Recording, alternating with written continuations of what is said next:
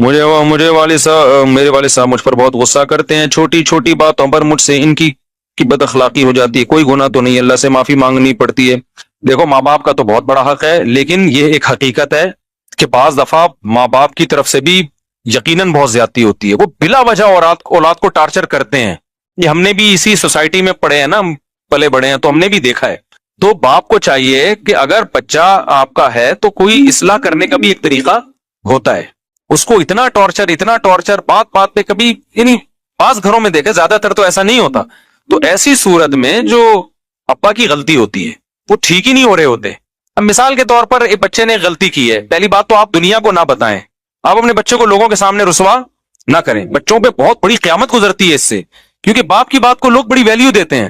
اب بچہ سنتا ہے یار میرا ابا ہی میری عزت نہیں کروا رہا لوگوں کے سامنے، تو اس سے شیطان کو بچے کو باپ کے خلاف ورغلانے کا موقع ملتا ہے۔ تو باپ کو کبھی بھی اپنے بچے کو لوگوں کے سامنے رسوا، گھر کی بات گھر کے اندر رکھو، رشتے داروں ابے یہ ایسا ہے، ابے یہ یوں ہے، ابے یہ یوں ہے، تو بس سمجھ لو اب وہ بہت کم چانس ہے اس کے ٹھیک ہونے کا۔ اس کی گھر میں اس کو عزت دو، گھر میں آپ ٹھیک ہے اس کو سمجھاؤ ڈانٹو، بعض دفعہ تانے بھی دینے پڑتے ہیں، لان تان بھی کرنی پڑتی ہے، ایسے ایسے مارکیٹ میں اولاد بھی تو عجیب عجیب ٹائپ کی آ رہی ہے۔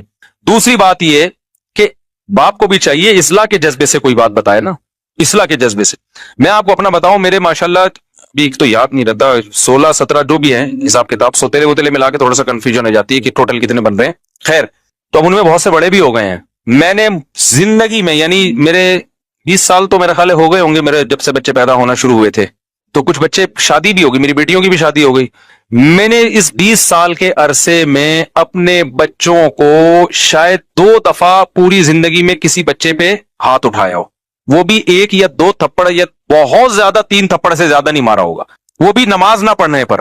سمجھ میں آ رہی بات؟ اور ایک بچے کے میں نے 2 3 تھپڑ مارے تھے، وہ بالکل بھی اسکول نہیں جا رہا تھا، جب اسکول کا موقع آتا نا وہ ایسے بن جاتا جیسے اس پہ پتہ نہیں کوئی دجال نکل آیا ہے، دجال کہیں سے دریافت ہو گیا، اور یہ اس کی ٹینشن میں نہ ٹیوشن پڑھ کے دے رہا، نہ یہ ان کے استاذ بھی یہی بیٹھے ہوئے۔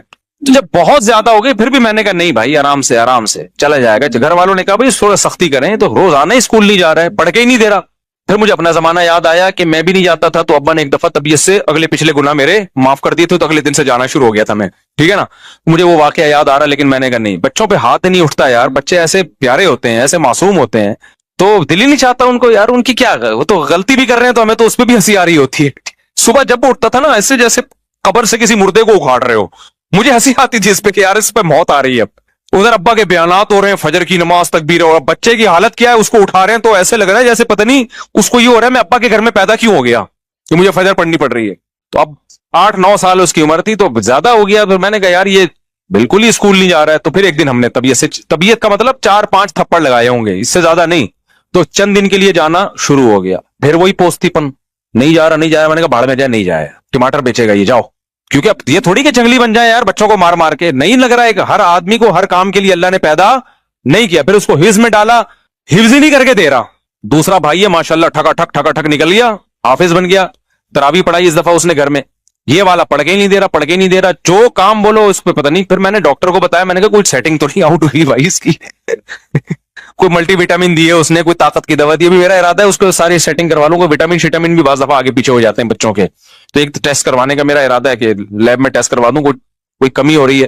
لیکن پھر بھی اگر نہیں ہوگا تو پھر بھائی ہم کیا کریں گے، بس اس پہ خوش ہوں گے، الحمدللہ سٹا نہیں لگاتا، الحمدللہ غلط لڑکوں میں بیٹھ نہیں رہا ہے، بڑا ہو جائے گا خود ہی اپنا مستقبل سمجھ لے گا۔ ابھی تو بس یہ کرو کہ غلط صحبت میں نہ بیٹھے، نہ پڑھے یار، نہیں پڑھ کے دے رہا، سب لوگوں کو اللہ نے پڑھنے کے لیے پیدا نہیں کیا۔ تو میرے گھر والے کہہ رہے تھے کہ اس کے ٹماٹر بکوانے اس سے کیا کرنا ہے، اس کو کچھ تو کہیں تو لگاؤ۔ میں نے کہا مجھے لگ رہا ہے کہ میں جو بیانات میں مثال دیتا ہوں نا کہ زیادہ ٹینشن نہ لو، تو کیا ہوگا، زیادہ زیادہ ٹماٹر بیچے گا، تو وہ اللہ نے شاید سن لی ہے میری، اللہ کہے کہ سب سے پہلے تیرے اوپر فٹ کروں گا، تو مجھے کوئی ٹینشن نہیں ہے، میں کیوں ٹینشن لوں؟ میں تو یار، میں جب سفر سے آتا ہوں سلام کرتا ہے، خوش ہوتا ہے۔ بچے تو ایسے ہی ہوتے ہیں نا، ابا کے آنے سے کھلونے، ابھی بقرعید ہے، وہ شور مچا کے رکھا ہوا ہے، گائے چاہیے گائے چاہیے گائے چاہیے۔ تو ہمیں تو جب یہ بچوں سے یہ خوشی مل رہی ہے تو بڑے ہو کے بھی بہت سے پڑھ لیتے ہیں۔ میں تو بڑے ہو کے ہی پڑھا ہوں بھائی، بچپن میں تو ہم نہیں پڑھے، ہم نے تو بچپن میں پٹے بھی، مارے بھی کھائیں، اسکول تو جانا شروع ہو گئے تو پڑھ کے پھر ہم تو پڑھ لکھ لو کچھ کام کے بن جاؤ گے۔ میں تو بڑے ہو کے پڑھائی شروع کی ہے، حفظ بھی میں نے بڑے ہو کر کیا ہے، بچپن میں حفظ نہیں کیا۔ بڑے ہو کر, میں پورے مولوی بننے کے بعد میں نے حفظ کیا ہے, ٹھیک ہے نا, اپنے طور پر حفظ کر لیا. تو جب شوق ہوتا ہے تو سب کچھ ہے. یہ اگر چترول لگا لگا کے بچے کو آپ نے انسان بنانے کی کوشش کی نا, تو پتہ نہیں کیا بن جائے گا وہ. ہاں, نشے وال میں نہ بیٹھنے دو کہ بچہ چرس پی رہا تھا, آپ نے کہا, محبت سے سمجھایا, دوبارہ چرس پینے لگا, اب نہیں, یہ چیز برداشت کے قابل نہیں ہے, پھر تو اس کو بند کرنا پڑے گا گھر کے اندر. پھر بھی مار دھاڑ کے بجائے کوئی اور طریقے اختیار کرو, گھر میں بند کر دو اس کو, بری ایکٹیویٹیز سے روکو. سمجھتے ہو کہ نہیں سمجھتے ہو؟ تو اس لیے باپ کو بھی چاہیے بھائی, بچوں کو محبت دے, وہ تمیز سے سمجھائے, ان کو رسپیکٹ دے, ان کو یہ احساس ہو کہ ابا ہمارا. دیکھو, جس باپ کے گھر میں آنے سے بچوں کو خوشی کے بجائے ٹینشن ہونا شروع ہو جائے, وہ کامیاب باپ بولو نہیں. اب چونکہ مجھے اپنے ابا یاد آنے لگتے ہیں نا, تو پھر میں میرا جذبات ہی ہو جاتا ہوں. وہ ہمارے ابا جب گھر میں آتے تھے ہمیں خوشی ہوتی تھی. ہم پنجاب گئے ہوئے تھے, 2 مہینے کی چھٹیاں ہم پنجاب میں گزارتے تھے, تو ہمارے ابا یہیں ہوتے تھے. تو ہمیں پتا چلا ہمارے ابا بھی آ رہے ہیں, تو ہمیں اتنی خوشی, یار ابو بھی ہمارے ساتھ یہیں رہیں گے چھٹیوں میں. تو اگر کوئی کسی باپ کے گھر میں آنے سے بچوں کو ہو رہی ہے خوشی, تو اس کا مطلب وہ ابا کیا ہے, صحیح ہے. اور جہاں بچوں کو یار ابا نا پھر آ رہے ہیں, ٹھیک ہے نا, تو یہ مطلب ہے کہ یہ ہو سکتا ہے ابا میں فالٹ ہو. بعض دفعہ اولاد میں بھی فالٹ ہوتا ہے, وہ ایسی الٹی حرکتیں کر رہے ہوتے ہیں کہ ابا کے آنے سے پتا ہے کہ ڈانٹ پڑے گی, لیکن یہ ابا کے بھی تھوڑے سے فالٹ ہونے کی علامت ہے. تو بچپن سے کنٹرول کرو, بری صحبت سے بچاؤ. بچہ فطرت پہ پیدا ہوتا ہے, حدیث میں آتا ہے کل مولود یولد علی الفطرہ, ہر بچہ نیک ہی پیدا ہوتا ہے, اس کو ماحول بگاڑتا ہے. تو بچے کی تربیت کرنا کوئی مشکل کام نہیں ہے, بس بگڑنے سے بچا لو اس کو.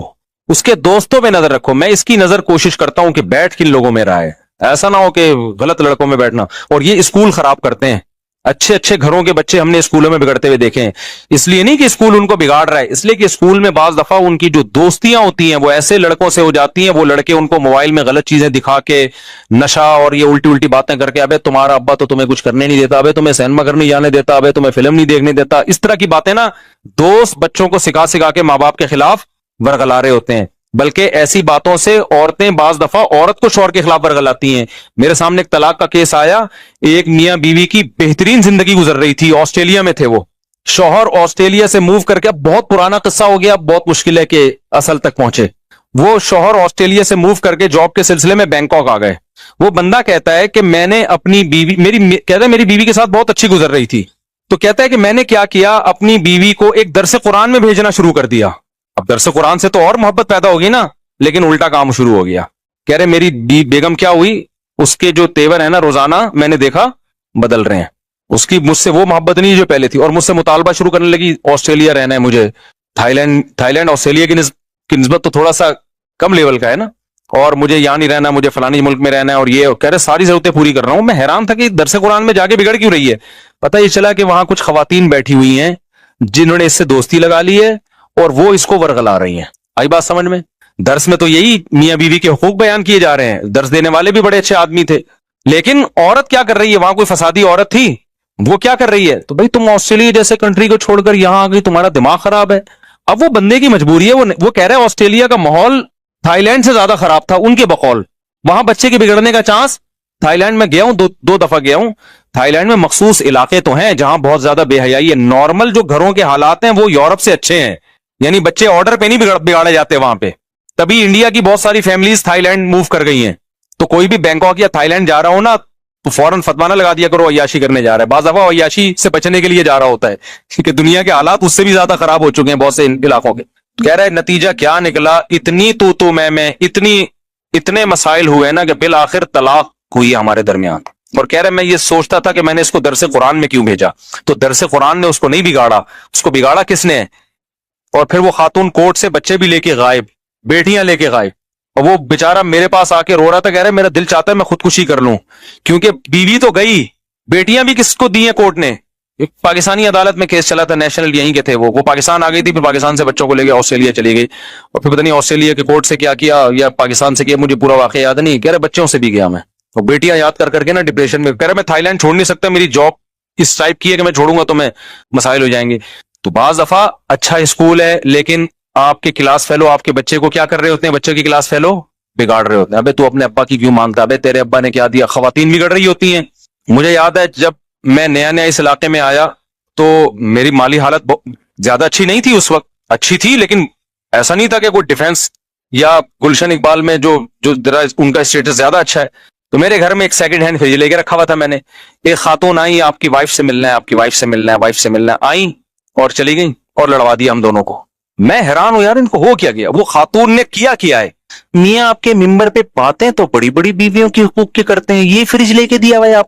یہ بات ہوگی 2004 کی یا 3 کی, اور مسجد کا گھر تھا, مسجد والوں نے گھر دیا ہوا تھا مجھے.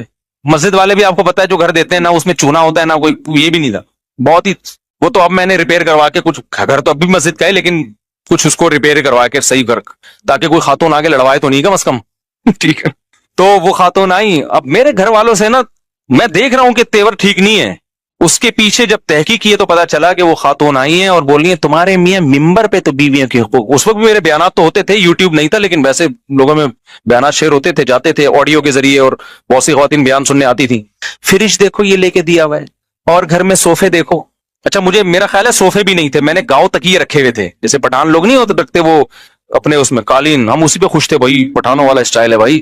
اور یہ صوفے بھی نہیں لے کے دیے ہوئے, اور یہ بھی نہیں دیا ہوا, اور وہ بھی نہیں. گھر والوں کا دماغ ایسا خراب کیا نا.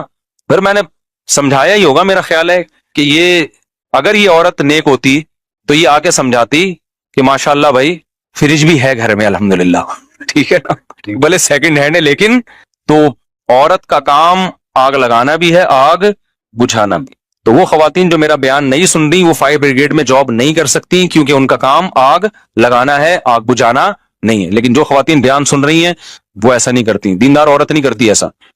تو بچوں کو وہ خلاصہ یہ نکلا کہ ابا کو چاہیے بھائی بچوں کو طنز تانے نہ کیا کرو, بہت اس سے آگے معاملہ خراب چلتا ہے. اور دل پتہ نہیں کیسے چاہتا ہے, اولاد سے تو انسان کو ایسی محبت ہوتی ہے کہ دل ہی نہیں چاہتا اس پہ. تو میں نے زندگی میں 2 دفعہ مجھے یاد پڑتا ہے ہاتھ اٹھائے بچے پہ, اور وہ بھی ہاتھ اٹھانے کے بعد جو اس کی تلافی کی ہے, وہ تلافی ہاتھ اٹھانے سے زیادہ مہنگی پڑی ہے مجھے. صحیح ہے نا, کیونکہ جب ظاہر ہے ہمارے ابا یہ کرتے تھے, ہمیں کٹ لگاتے تھے, پھر اس کے بعد الگ سے پروٹوکول دیتے تھے. کیونکہ جب بڑے چھوٹوں کو مارتے ہیں نا, یہ سختی کرتے ہیں, تو شیطان آ کے بجائے تربیت کرنے کے نا وہ ورغلانا شروع کر دیتا ہے.